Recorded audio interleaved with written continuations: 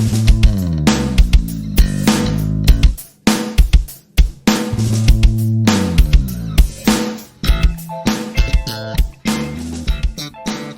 along everyone for another episode of The Wrong End of the Tunnel, and in today's episode, last one seemed to go down quite well, so we're going to do a similar thing. This time though, we're going to analyse some of the runs from Crufts that has just gone. 2024 Crufts for all of those who are watching in the distant future. So Dave, first of all, let's have a little chat, let's have a recap about Crufts before we start analysing the courses too much. How did it go for you? Did you enjoy? I enjoyed it, absolutely. Obviously could have had better results, a couple of unlucky things, but yeah, it's always good fun. Yeah, there's always something small that can go wrong, and it can make the difference between success and then not failure, because it definitely wasn't failure, but it can make it feel like less good than it, really was. Yeah. Because, do you want to talk about a couple of you were in the champ class with Susan on Sunday? Yes, I was in the champ class with Susie.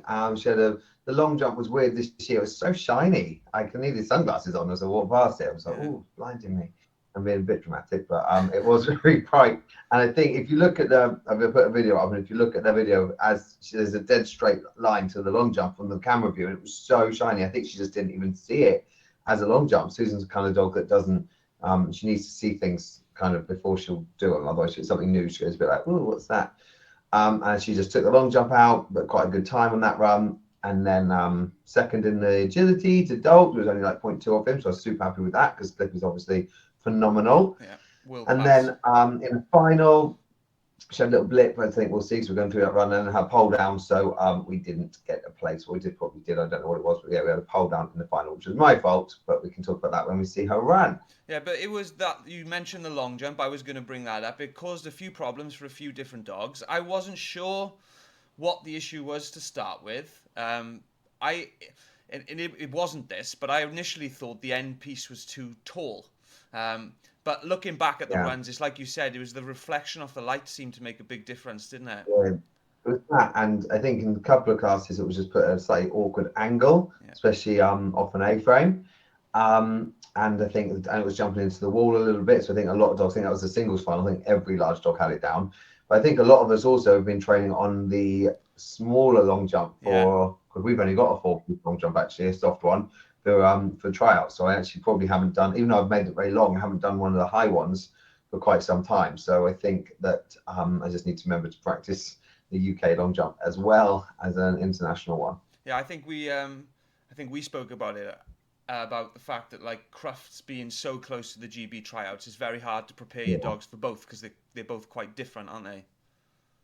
Well, it really is, compadre. Just to be honest, I didn't end up not preparing for Crufts at all because for me personally, I want to be more prepared for the tryouts rather than for Crufts, because we're not going to jump over put them around massive wings and longer poles and stuff when you've got tryouts coming up. And it depends what's more important to you, obviously. But for me, the tryouts are more important than Crufts is. Yeah, I was the same. I felt a bit sorry for Duck.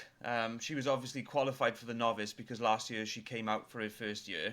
But all winter we've kind of been preparing for GB tryouts. And then she comes back and has to do Novice courses, and it's really difficult. Very different from what we've been prepping on. So it was a challenge, should we say, and like I said, the one course that I'm going to analyse of my own today, we did less than ideal on, and we definitely looked like a novice partnership. But there's lots to analyse, I suppose. So we'll take the good bits from it and obviously talk about the bits that could have been better. But Cop did really good on the Sunday as well, got his third place in the International. And I was good, wasn't I? I was very tempted to put a sneaky run in, but you told me we can't, so I didn't. I'd have been livid at you. Livid, I would have been. Not until we've retrained that creature. But I did. I put a stop in, and he still put a good time in, so I was pleased with that, wasn't he? He was a good boy. Yeah. I think the time would have been amazing if he'd had a run. So, it was a good boy. Very good boy. We'll keep it for the summer season, and hopefully we'll be ready by the time the season starts to put the run back in. Fingers crossed. So looking forward then, just quickly, it's been a really busy 3 weeks for us. We had GB tryouts, which we've talked about. We had Crufts this last weekend, and now we've got the final weekend of the GB tryouts coming up, haven't we? Oh, no, Russ. Excited to get it done, to be honest. But there should be fun courses. Neil's judging. We've got some cool. He'll set up some cool courses. They'll be hard though. So yeah, let's just see what the weekend brings. Yeah, it should be a good challenge. I'm looking forward to it as well. Like you said, it's excitement, anticipation, a little bit of nerves. It's all No, good though. I'm no, looking forward to it. yeah, it's all to play for still, really. So Yeah. let's see what happens. Yeah, and we'll once that's done, we'll have a little chat about that as well. Whether we do some analysis or just talk about it in general, that'll perhaps be the next podcast. But before we look too far forward, then let's have a look at some of the runs from this weekend. Sorry. And the first one we do, as I say, I've picked my worst run. I'm not always this bad. We've got Duck in her novice jump-in run. So the first thing that we're going to do, we're going to have a look at the course plan, just talk through it a little bit. Okay, so here is the course plan for the Novice Cup jump-in. It was actually the first run of Crufts, I think. Yeah, I think it was. Okay, so we've got fairly standard opening, Dave, would you say? 1, 2, 3 into a pinwheel? Quite often a nice, easy opening. Obviously, Andrew Dicker loves to set a pinwheel. This is one of his favourite things. Yeah. So there's going to be one of those in there, at least one. So you have a nice little pinwheel, 3, 4, 5. I don't really think there's too much options with regards to handling. No. 1, 2, 3, 4, 5. I think the only choice you get is whether to front cross or blind on 5. Yeah. Yeah, I think so. Or obviously run it all on the right and then rear cross 7, but I think most people switch sides. And like always with Crufts, they're never set out quite like they are on the plan. You get a general idea of the plan, but you can decide how you're going to run it, and then you walk it, and it's completely different. So you kind of have to be prepared that it's not going to be the same. Yeah, and one thing that I will say about this course plan, like all the guys who do the course changes, they have to do it really quickly, and they do a good job. So I'm definitely not knocking any of them. But number 7 was quite a lot offset from the long jump on this. So on the course plan, I had planned to do a catch and then run up on my left arm and then reacross the tunnel. But once you're actually on the course, 7 was offset quite a lot. And the catch, I thought, would have dragged them too close this way.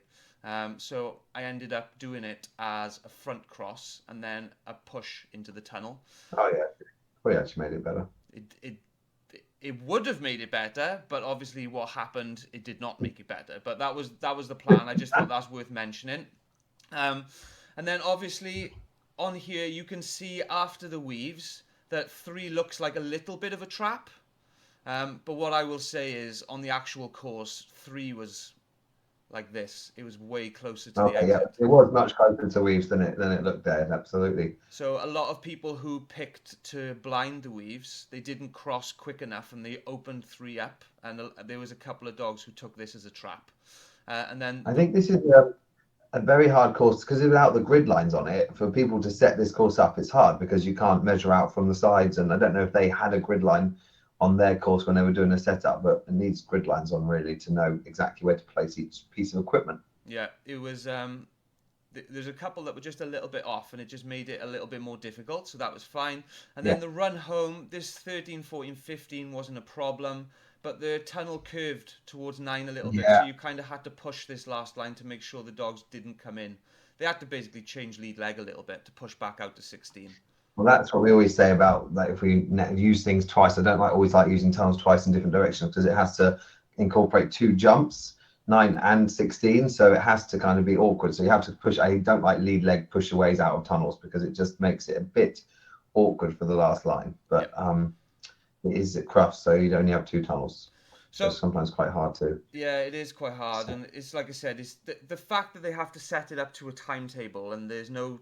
You have to get it done in a certain time, and then after that, you haven't got a choice. You just got to do it. So I do feel it's a difficult job. Yeah. It's all right. It's quite a nice novice course. It's very English course, which is fine because we're in England. But it is just more of a traditional English style with like a bit of a snake line, a pinwheel. But I think it flows quite nicely on paper. Yeah.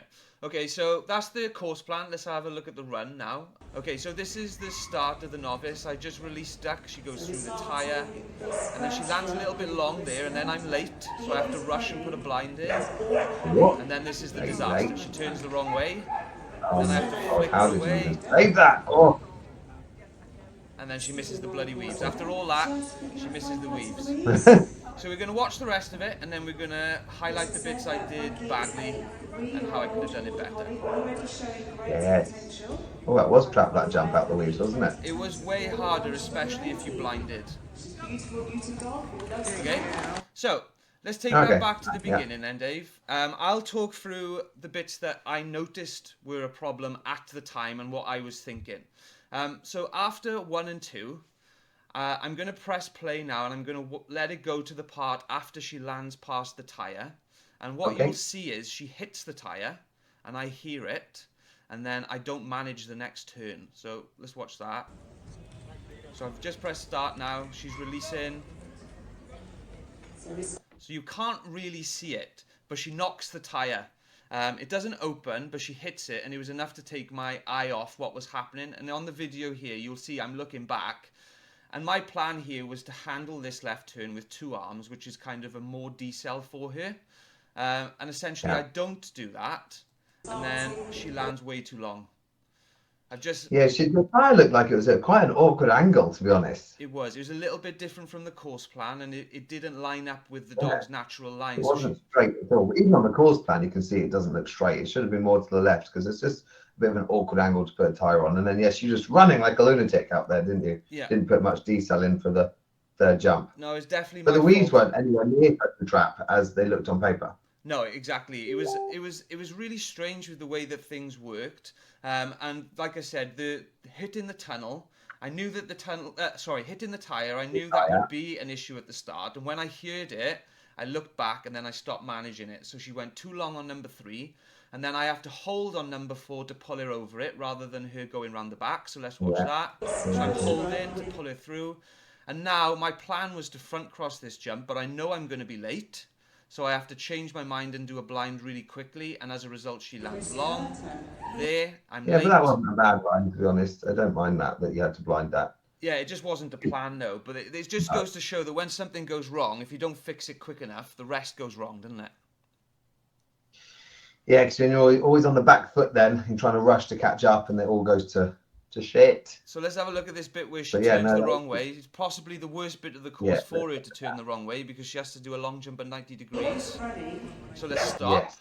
So at this point when she's taking the turn, I would like my shoulders to be facing the new direction. And even though I do give the correct verbal, my body language is not telling her to turn back towards me. As you can see from the video, shoulders are facing across the pole and I'm not turned into it. I'm still not turned into it, and that's why she's going across the pole. So bad handling on my part from the start, basically. I could have done more. Yeah, you ran in too deep.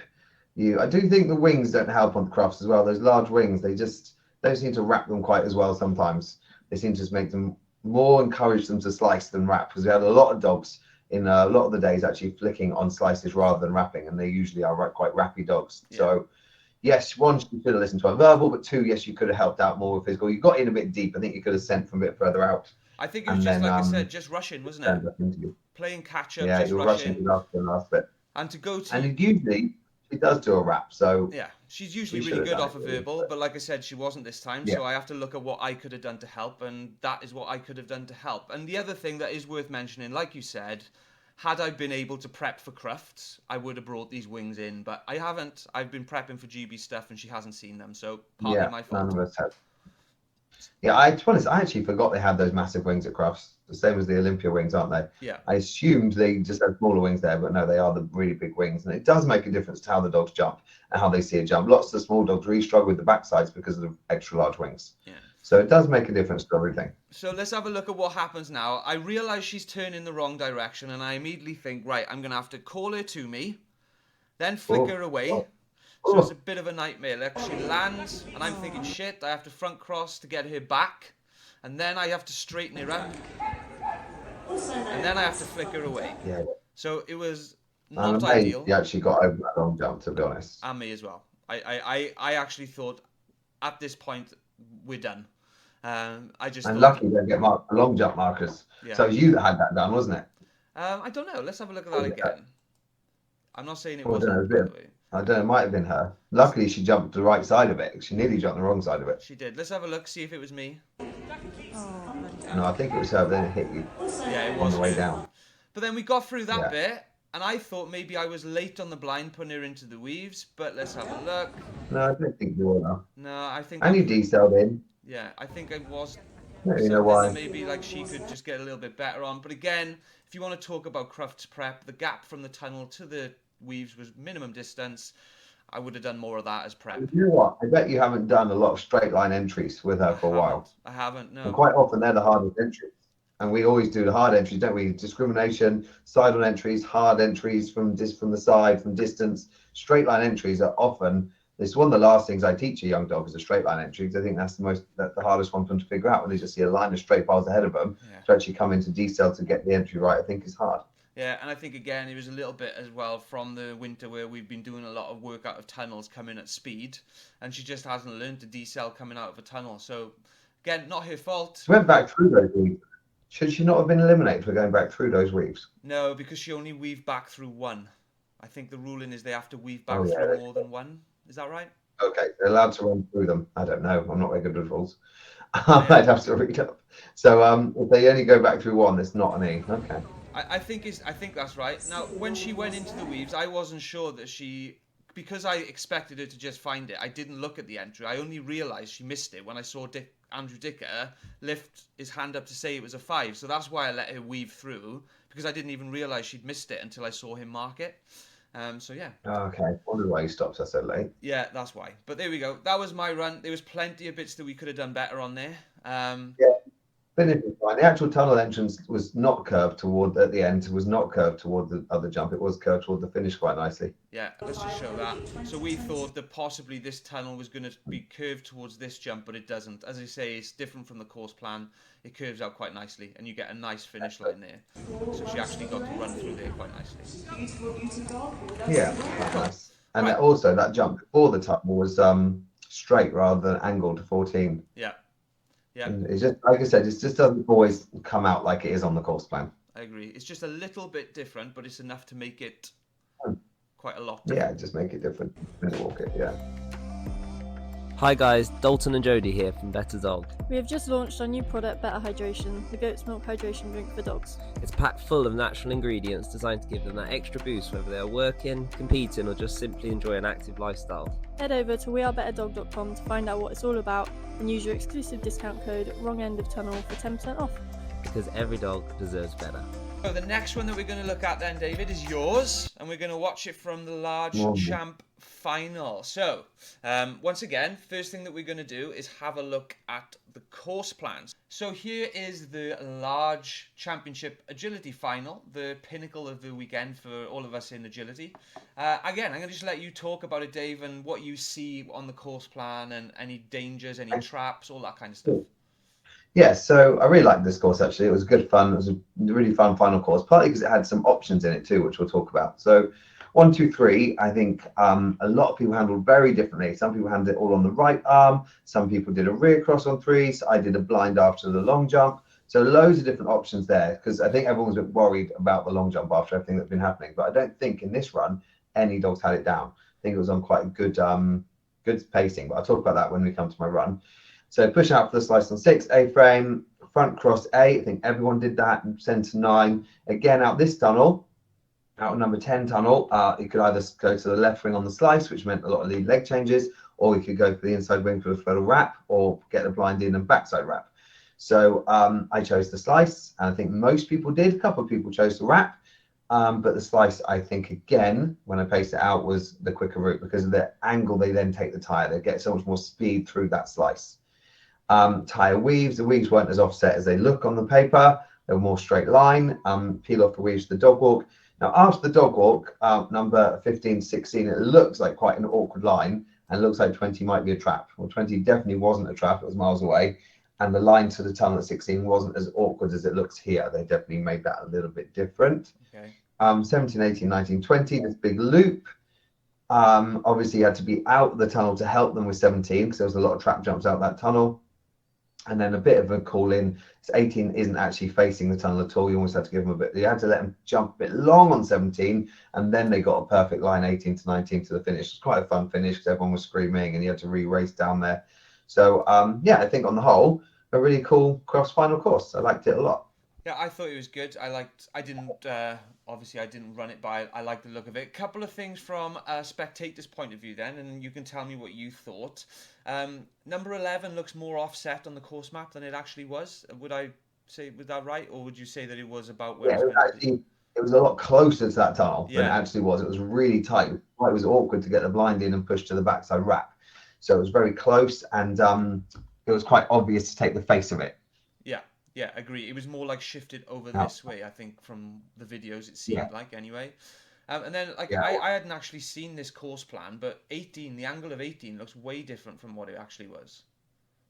yeah. 18 was almost obviously it wasn't a threadle at all on It was 17. It like was more. basically a straight jump, and So you had for to go those for a watching the video, bit it of a was more right like one. this.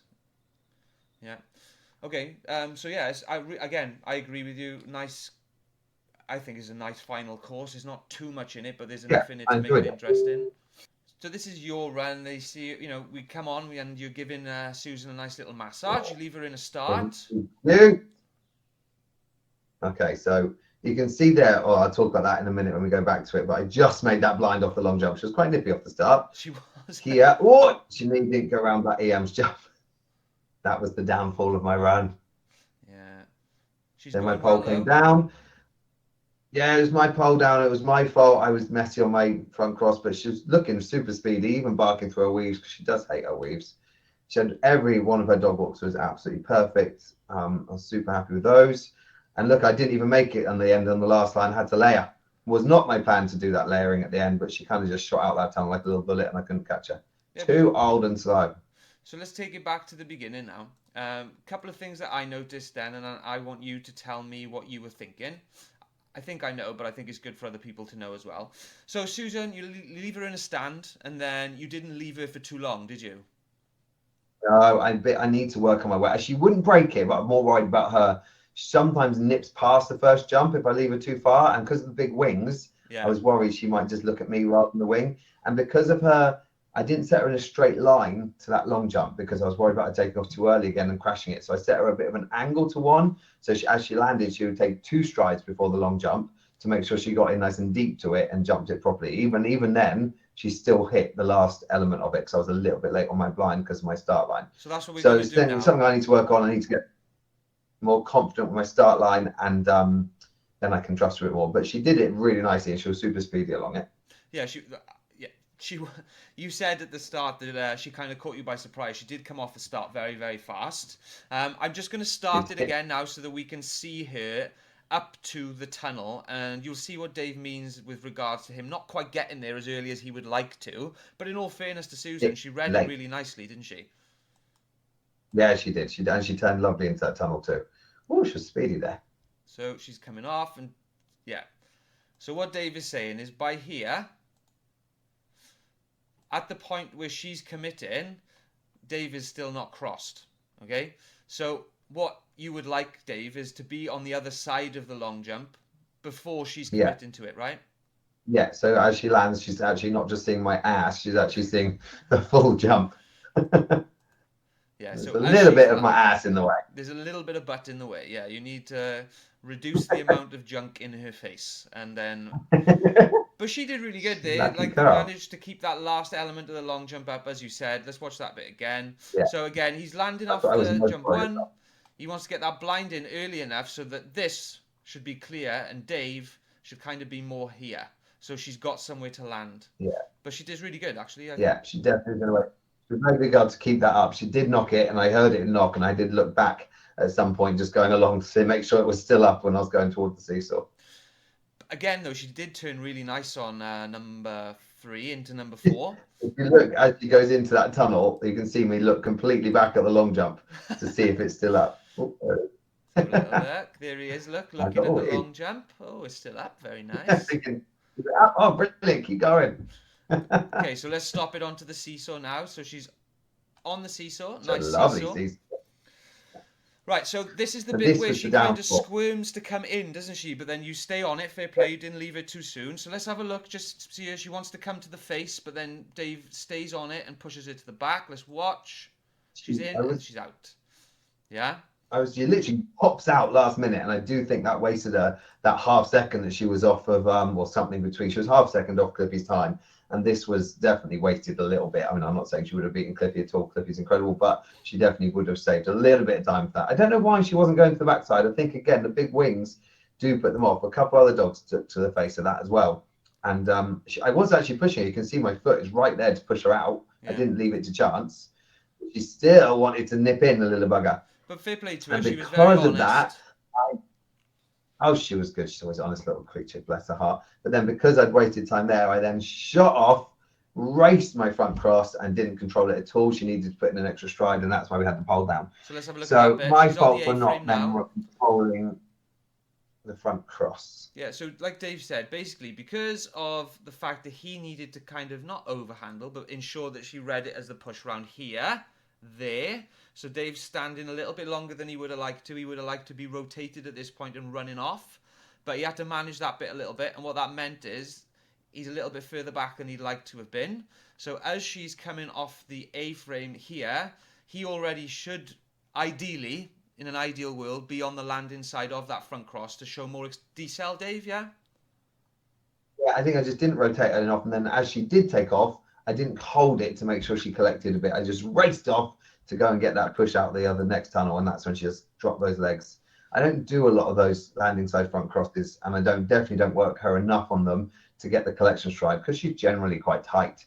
I don't always work on it, but she could definitely be tighter on those. And I think that's on my homework list this week to get her collecting a bit better on those and me just handling them better, not backing off so much, but actually staying in a bit tighter and forcing that extra stride for the collection. I think as well, it's really unlucky because we were just watching her here now and she goes over that jump. And as she's landing, the pole is still up. Yeah, it falls really late. Just didn't quite flick her ass up enough. She had black legs, just clipped it. But like I said, my fault. She could have tried harder, of course, but I could have helped her out a lot more. So let's just look at that sequence again. She's not really a pole dog. She hardly ever has a pole. So it's obviously when she does, it's generally either a backside or something like that, which is my fault. She did read the turn really nicely, though. It's like I said, she just didn't quite collect just enough. Yeah, it was an unfortunate one for sure. I think, like you said, it was just the fact that she wanted to pull in from the seesaw just made everything a little bit rushed, didn't it? Yeah, definitely. Let's just have a look at the rest of the run now. So it's a nice push out there, and that's a really hard jump for her to keep the pole up. Not just her, anyone. Problem is, now we've just done all these nice 5-foot poles. We've got to now train 4-foot poles again, ready for the weekend, which is going to be a nightmare for their backsides. So what Dave does really good on this jump, he probably didn't think to mention it, but I think it's worth mentioning. Rather than just sending her and then running off, what Dave does is he holds on this push round. So watch Dave's arm. Still up. He's holding on it so she feels supported and she's not rushing it.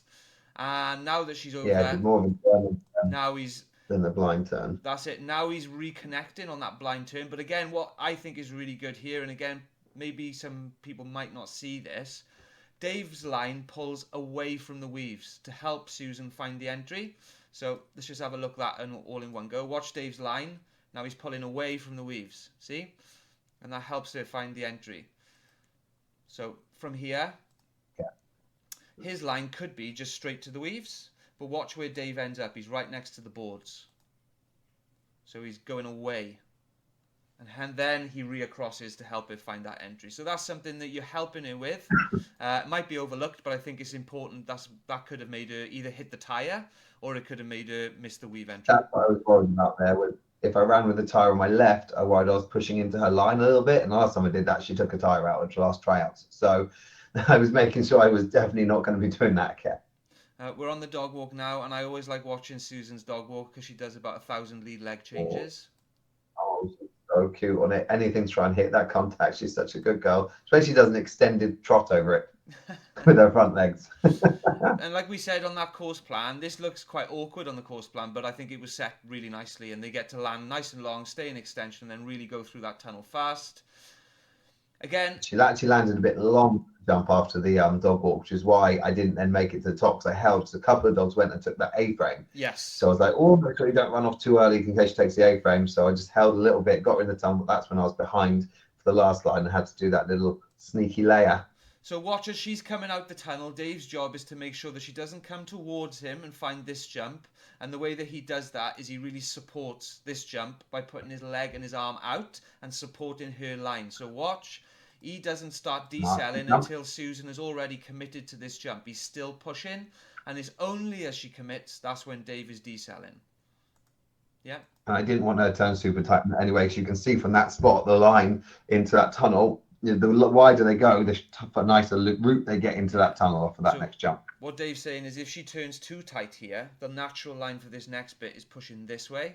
So what he wants is a longer line out so that this line is straighter coming back. And that's kind of you can see she gets a dead straight line pretty much. Yeah, it was good. Like I said, apart from that one bit, I thought the actual run was really good, and the time kind of supports that as well, doesn't it?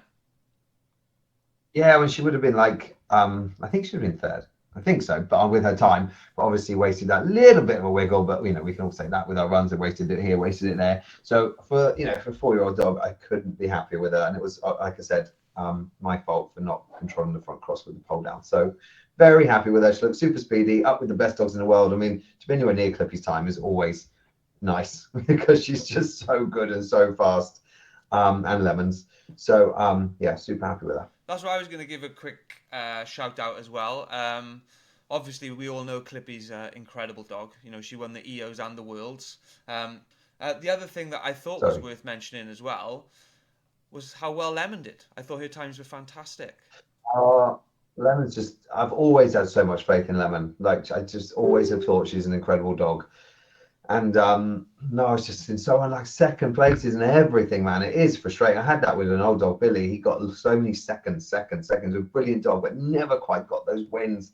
Did eventually, but it still was a lot of second places. And Lemon's the same. I mean, she's been so consistent at Crufts and so many second bloody places. I do feel sorry for Nara because it's a bit demoralising. I had to remind her that she's still so famous, the dog, and everyone loves Lemon. She's just a lovely dog and couldn't be prouder of her as a friend for what she's done with that dog, because she's brilliant. Yeah, well, like I said, I mean, I just thought it was worth a mention because I thought all day, I really like Lemon, obviously, but I thought all day her times were awesome.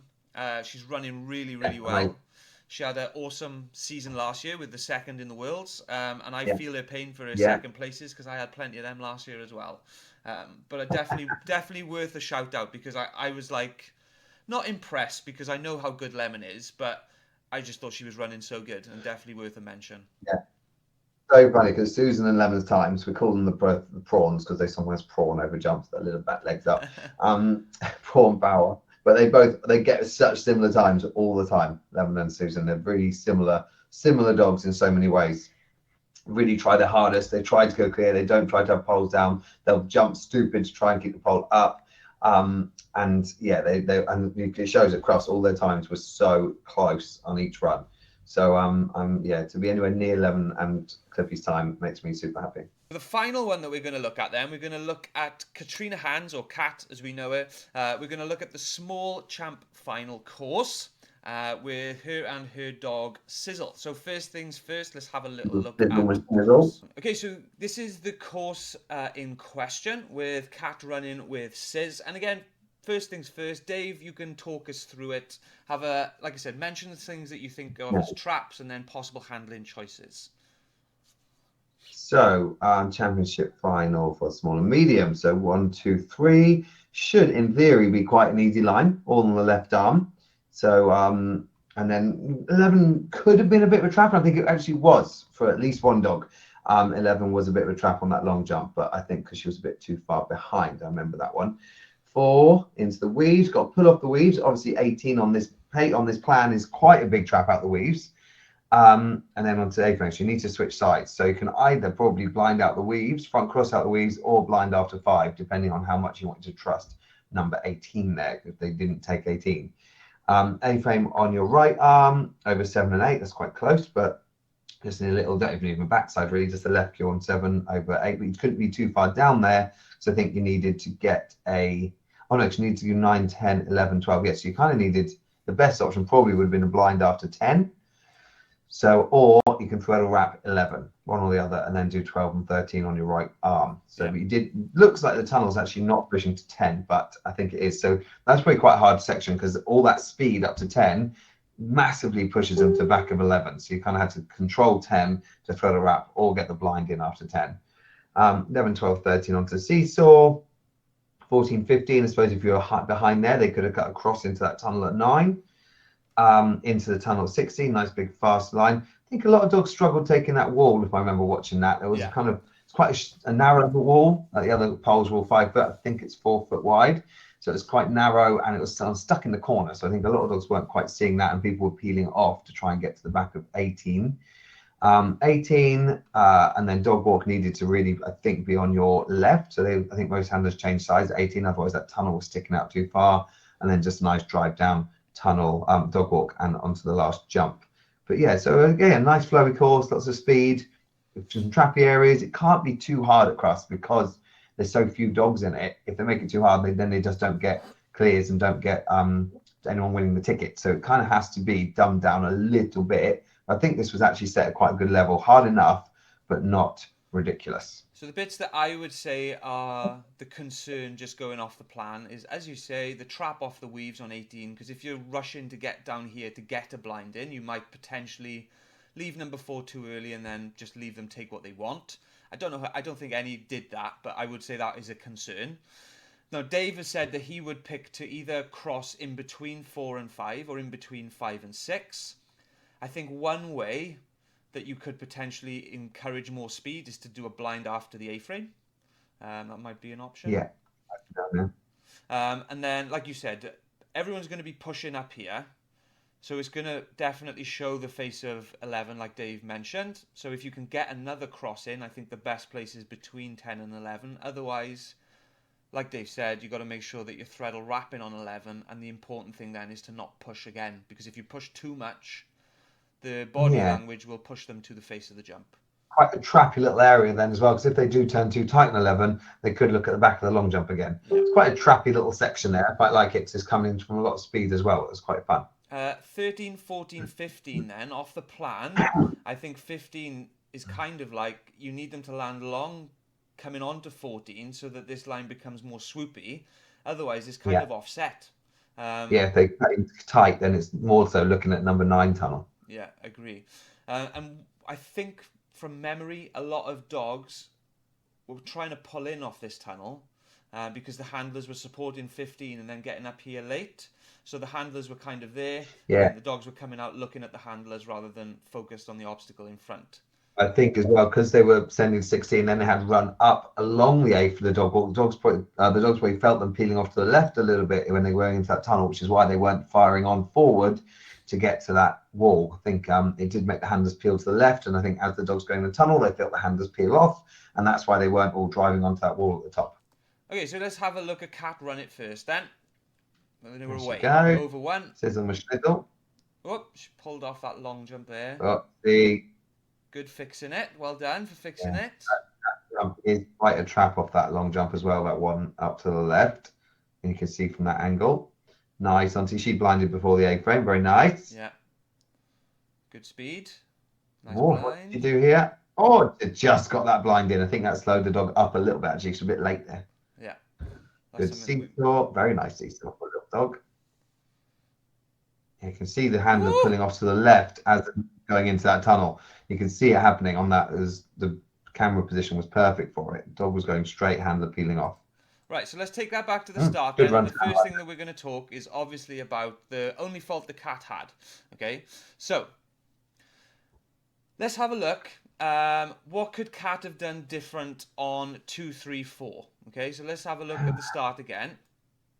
She's over 2, and she's pulling in on 3. So let's bring it back. Could Cat have maybe supported 3 with the left arm up? I think if you look at the exact spot the dog starts pulling in, you can see Cat's shoulders are starting to rotate to the right because she wanted the curve on the long jump, and her right, she had both arms out. And I think the dog just couldn't believe it was having such a long straight line. Like I said, the courses do get not dumbed down is the wrong word, but they are slightly easier than what we would generally see for tryouts and stuff. I think they're not expecting these just straight lines everywhere. So I think she was like, oh, it must be blind by now because is we've done 2 jumps in a straight line. So I think Kat could have maybe just watched her a bit more over her left shoulder just to force it. And also, if you look at it, the long jump is at that weird angle again. I just don't think they're seeing it quite right. I don't like to set long jumps on angles. I generally took them relatively straight because you want that extension over them. So yes, Kat could have handled it better, but also it was a bit of a weird angle. And just to reiterate the fact that the long jump was having a lot of light and reflection on it. Have a look at that long jump there. It looks like a mirrored surface. You can see how shiny it is. Look at shiny. Looks like a mirrored surface. It's really hard for them. So the one thing that's really good is she saved it. She could have easily let that go, but she doesn't. She doesn't panic. She gets around it and then carries on. So off the course plan, it looks like the jump after the weaves is maybe a little bit of a trap. But from this angle here, she's just coming out of the weaves. It's not even in sight, so maybe not so much of a trap when it comes to the actual course. And then, as Dave says, really nice. She gets that blind in between the jump and the A-frame. Yeah. Then nice decel on that jump before. But then it's a foot race, isn't it? Yeah, she needed to trust that jump before the tunnel a little bit but more, because she just a little bit late on that blind, and the dog slows up a tiny bit because she's got her ass in the way, same as me on that long jump earlier. So let's have a look at what Dave's talking about here. Now she's going over the A-frame, and what Dave's saying is not this jump, but the next jump. Kat could have maybe let her go over that on her own, because now it's just a straight foot race. Yeah? Yeah. From there, look, Sis is about 3 strides behind Kat, and it's just a straight foot race up. And what Dave is talking about, Kat does really nice. But look, at this point, Kat's not quite on the blind, and that's causing Sizzle to put some collection strides in. Yeah, she jumps up instead of forward and sort of veers to the left a little bit to make sure she misses, doesn't hit Kat. And she looks, it makes the dog look at her. Yeah, I think a really good sign that you are late is when your dog starts barking at you. Yeah, especially if Shelty's yipping all the time. So let's watch. And she's barking, yeah? Barking and bouncing. And it's just because Kat was only a tiny bit late, just a little bit late, but it's enough to take her out of that extension stride. So look, she's in extension stride, her head is down, she's really sprinting hard, and then head comes up, and it's because she can't quite stay in full extension. Nothing major, but just enough to maybe make a little bit of a difference. Yeah. And then let's just watch it through. Lovely seesaw. 14-15 doesn't look too bad. Kat puts her in the tunnel. And then, look, as she's coming out of the tunnel, Kat is doing everything she can to support this. Her handler line is pushing across. But straight away, immediately as Sizzle comes out the tunnel, comes curving back towards Kat, rather than... That's a big gap, isn't it? From the tunnel to that wall is quite a big gap. You go to that shot as well as the dog's going into the tunnel from the low down shot. You can literally see dogs running straight, Cats pulling off to the left. They're running in completely opposite directions because they have to, because of where the dog walk is, and that's why they're coming out that tunnel. Dogs will always want to run parallel. If they see you peeling off, they're going to want to peel that way too, rather than you peel off and they go straight. Large dogs will be different because they come out the tunnel a bit more pushy, but smaller mediums especially definitely going to want to curve in out that tunnel rather than push out. So Kat did everything she could to get her over that wall. She was really good to save it last minute. Good dog actually doing that. So what Dave is saying is at this point now, Sis is about to go into the tunnel, but she can already feel Kat pulling away. So coming out of the tunnel, so Kat's pulling away because she has to, and then coming out of the tunnel, Sis is going to try and meet up with her and come back in. Yeah, already coming back in. Yeah, you can see that, and Kat's doing everything she can to push out to the wall. And now is when Sis has realised, oh crap, I got to take the wall, and it's the change of lead leg. And she just manages to save it. It's really good. So good to do that. Yeah, really good. Tough bit that, especially for the small dogs. Like you say, Dave, there's a big gap between that tunnel and wall. So it's hard for them to have that forward obstacle focus, especially when they know the handler is so far away from them. I might be wrong about what I said earlier about the wall being narrow. It definitely was at Olympiad trials, but I think now maybe they've got a longer one. It looks like it's 5 foot, the same as the poles. Yeah. So I might have been wrong about that. Maybe. You're allowed to be Not wrong. Often wrong, but I don't mind admitting when I am. You're allowed to be wrong every now and again. But then that's the end of it then. She supports the run-in, dog walk, nice dog walk to finish. Perfect. And I wouldn't have liked that dog walk entry for a large dog because it's on the slice before. They would have curved out quite far to it. But for smaller mediums, I think they control their stride a bit better. So it was actually ended up okay. Yeah, but that was good. I think there was some things that could be worked on, and even on a course where, for the most part, it looked like Kat had done really well, and she had. But there's always some stuff that we can work on to make a little bit faster, a little bit neater, and hopefully that kind of stuff helps you guys at home have a little bit of an insight into the things that you can be looking at to help. Yeah? Yeah. That's all I got to talk. Yeah.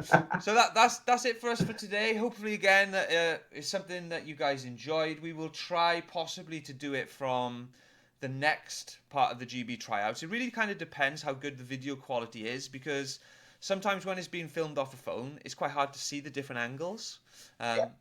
So we'll kind of base it off what we get, and we'll see how it goes, see if it goes down okay again, and if you guys like it, we will. If not, maybe we'll just talk about it. But from us for this week, that is all. Thank you so much for joining us. Do you want to say goodbye, Dave?